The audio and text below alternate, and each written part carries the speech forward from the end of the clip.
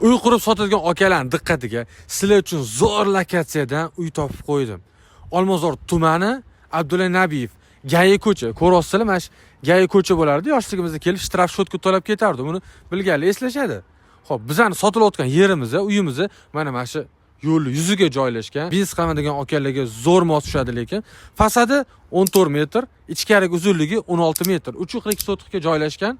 6 ta xonasi, 3 ta sanuzeli bor. Endi sizlar bilan birga ichkarini bitta ko'rib olamiz. Hovlini qaranglar, o'zimizning milliy, fayzli hovli bo'pti, lekin qarang, tepada 2 ta xona, yuvinish xonasi bor, bu yerda tashqarida yana bitta hojatxona bor ekan. Bu yerda ham 4 ta xona, bitta yuvinish xonasi bo'ladi. Hovlimizni ko'rasizlar, to'g'ri burchak. Mabodo buzib tashlab, kotej yoki uy quraman desanglar ham yaxshi variant bo'ladi. O'zingiz yashasanglar ham sharoitlar yaxshi ekan lekin. Lokatsiya yoqqan bo'lsa, bitta like bosib qo'yinglar. Lokatsiyani bitta tushuntiraman. Abdulla Nabiyevdan Qoraqamish 1-ga kevurish, o'ng qo'lda shu Gayi ko'cha. Ro'paramizda G'alaba parki bo'ladi.